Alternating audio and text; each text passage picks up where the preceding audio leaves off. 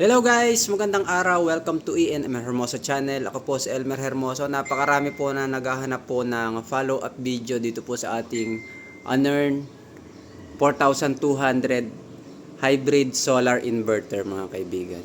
Ang dami po nagtatanong kung okay pa daw po, kung wala naman po nagiging problema, kung ano po yung mga ginagamit kong settings. So ngayon, ipapakita ko po sa inyo yung mga settings na ginagamit ko para po magamit natin ng maayos itong ating Anern inverter mga kaibigan. So ngayon ang oras po ay 9:17 at medyo kulimlim po sa labas. Pero umaaraw din paminsan-minsan. Ang solar panel na nakakabit po natin dito ay 1,400 watts lang. Ito po yung ating solar panel na nakalagay doon sa ating Anern. Yung pong apat na yun sa dulo, 1, 2, 3, 4. Yung pong apat na yun, yung po yung nakalagay doon sa Anern inverter natin. 350 each, 350 watts each. Kaya po 1,400. So ito naman po yung nasa grid tie natin. Ito pong 8 piraso.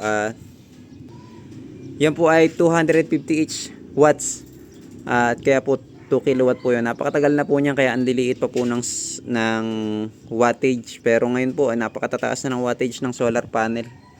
Yung mga bagong labas ngayon. So yan po yung panel na nakalagay doon sa Anern natin. At 4 na piraso po yun. 350 po ang isa na naka-series po. Tapos ngayon po ang harvest niya ay, ang oras nga lang ay maaga pa. Nakaka-harvest naman po siya ng 953 watts at ang load natin is 59. Hindi pa tayo full charge kasi ang ating battery ay ayan, nag-charge tayo ng 30 ampere, 29 ampere. Ang volts ng ating battery ay 27.1 volts at ang ating solar panel ay merong 139 volts. Okay, pakita ko po sa inyo yung ginagamit kong settings sa atin pong application para po dito sa ating Anern inverter at para po sa settings nun pong ating Life PO4 battery. Sa application natin mga kaibigan, ito po ang ginagamit natin, yung Smart ESS na yan. Siya po yung application para po sa ating Anern. Yan po, i-scan nyo po lang and then pag na-scan nyo po, mada-download nyo na po. Tapos i-register nyo lang po yung inyo pong inverter. Tapos magagamit nyo na. Okay, ayan. Open natin, Anern. O yan, tulad na ipinakita ko po kanina, siya po ay, ang solar panel natin is 961 watt at ang load natin ngayon is 76 watts. So sa nagtatanong po kung anong kaya po niyan, ay ang ginagamit po namin dyan ay induction cooker. Hindi lang po namin pinagsasabay-sabay lahat. Nakagamit po kami dyan ng induction cooker, rice cooker, yung painitan ng tubig, yung electric kettle, at saka po yung ating 24/7 po, nakasaksak po dyan yung aming water dispenser. At minsan po yung nag-e-aircon, mayroong computer, lahat po ng mga ilaw nakaload po dyan. Ang nakahiwalay lang po dyan, ang hindi lang po nakakonect dyan sa aming 4,200 watts na yan, ay yung pong shower, yung shower heater po, hindi ko po isinama dyan. Inihiwalay ko po talaga yun at malakas po yun sa kuryente talaga pagka mataas po ang wattage noon. So ayan, pakita ko po sa inyo yung settings na ginagamit ko po dito. Click lang natin yung tatlong na yun. Sa nagtatanong po kung nag-e-export yan, opo, nag-e-export po yan. Kaya po dapat po naka-net metering ko yun kung ganyan po, kung gagamitin yung export niyan. Okay, dito tayo sa battery settings kasi ito po yung laging itinatanong ng karamihan. Naka-Life PO4 battery po ako, 24 volts na 200 AH. Battery settings. Source priority po na ginagamit ko ay naka-solar only. Dito naman mga kaibigan sa ating max total charge current. Ayan po, ang nakalagay lang po ako sa 80 ampere kasi hindi naman po aabot ng 80 ampere yung aking solar panel na nakalagay kasi siya po ay 1,400 watts lang. Tapos dito po tayo sa max utility charge current ay pag nagtag-ulan po, diyan lang po kayo mag-a-adjust kung gusto niyo po mabilis kayo makapuno. Halimbawa, kailangan yung mapuno agad yung battery nyo kasi ba-brown out. halimbawa, in 1 hour magba-brown out na tapos walang laman yung battery nyo, so pwede nyo pong gamitin yung utility charge. And then dyan po kayo mag-a-adjust kung gaano nyo po kabilis gustong mapuno ang inyo pong mga battery. Okay? Ako po kasi hindi gumagamit nitong utility charge kasi maliban na lang pagka talagang may balita na magba-brown out tapos wala pong laman yung battery ko. So doon lang po ako gumagamit niyan. Tapos dito po sa ating battery type, ako po ay naka-user. Ayan po, user po. Sa user po nakalagay yan sa akin. Tapos dito po sa bulk charging voltage, nakaset po ako sa 28.6. Bakit? Kasi po, calculator natin, meron po tayong 8 cell na LiFePO4 battery. Ang isinet po natin ay 28.6 volts. 28.6 divided by 8. Ayan o.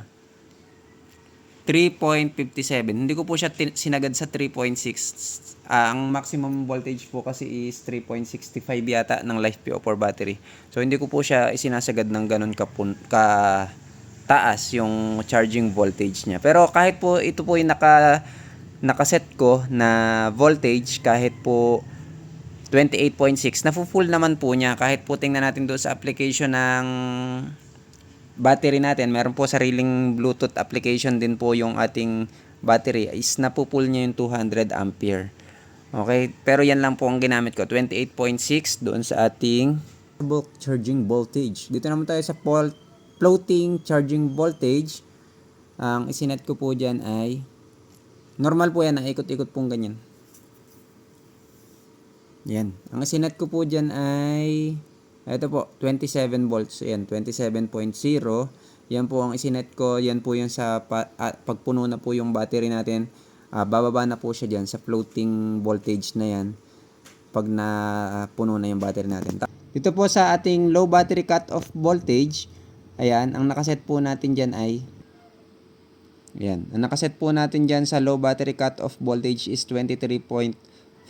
Pagka nag 23.5 po ay mamamatay na po ang ating inverter. Tapos dito po tayo sa comeback utility mode voltage point, magbabypass na po ang inyo pong mga inverter kapag ka po nag low voltage na po kayo ng 24.5 volts. Ayan, pag nag 24.5 volts ay kayo po yung magbabypass na, mag-Meralco mode na po kayo niyan. Tapos dito naman po tayo sa comeback battery mode. Ito po yung halimbawa, nag-bypass kayo ng gabi kasi naubos yung laman ng battery mo. Babalik po siya sa battery mode kapag ka po na-reach niya yung isinet ko na settings na 27 volts. Halimbawa, uminit na tapos na-reach niya yung 27 volts, babalik na po siya ulit sa battery mode. Ito mga battery equalization na to ay hindi ko na po pinakialaman. Load setting, dito sa load setting, ang output source priority po natin ay SBU. Pero pagka po tanghali, ito nga po yung nililipat ko ng solar. Kapag ka po puno na yung ating battery, nililipat ko po siya ng solar para po makapag-export po tayo. Para yung labis na harvest natin ay maibenta natin sa Meralco. Kung naka-net meter po kayo ha, yun po yun. Tapos ito po sa output voltage is 230. Tapos ang output frequency 60. So yun lang po ang binago ko dito mga kaibigan, ano. At yan naman po ay sa experience ko, ayun po ang pinakamagandang setting sa aking battery kasi pag binabaan ko po masyado yung 24.5 na low voltage natin, pag binabaan ko po minsan namamatay po yung battery ko, namamatay po yung BMS. Pag biglang surge po ng kuryente pagka umandar po yung ating refrigerator. Kaya hanggang 24.5 lang po ang ginagamit kong voltage. So balik tayo dito mga kaibigan. Ano po tayo ngayon? Battery mode. Ito po ito yung purple po ang kulay kapag ka po tayo ay naka SBU. Pagka po naman tayo naka bypass or nag-export sa grid, ito po yung kulay blue. Tapos po Purple po yan pag may araw. Tapos pag gabi na naka-SBU ka, kulay red po yan. Dito ha, dito sa aking model. Madami naman pong model itong Anern. Pero maganda naman po kasi ito yung date natin nung binili po natin siya. December 11, 2024. At ngayon po ay mahigit na po siyang isang taon. Wala naman ako na-experience na problema kahit na maalikabok po siya kasi nung nagpa-renovate po kami ng bahay ay nandyan na po yan. Ay talagang ginalbok po yan maigi. So sana nakatulong itong aking video sa mga naghahanap po ng update dito sa ating Anern. At ngayon po yung summer ay talaga pong gamit na gamit po yan. At saka po baka mabitin ang supply ng kuryente natin dahil sa crisis natin sa gasolina at sa oil na binibili natin galing ibang bansa na baka kulangin tayo ng supply. So kung magkaroon po ng mga brownout, at least meron tayong nagagamit. So hanggang dito na lang. Kung gusto niyo po bumili ito, nandiyan po yung link dyan sa description at ipipin ko sa comment section. Sa mga gusto naman mag-install, meron po akong video kung paano ko po ini-install to. At mag-ingat po kayo, lalo kung magdi-DIY po kayo, please lang mag-ingat po kayo. Kuryente po ang paaandarin nyo at pwede po yung mag-cause ng sunog pag mali-mali at hindi maayos ang mga wiring na gagawin nyo po. Hanggang dito na lang, please don't forget to like and subscribe. Bye-bye!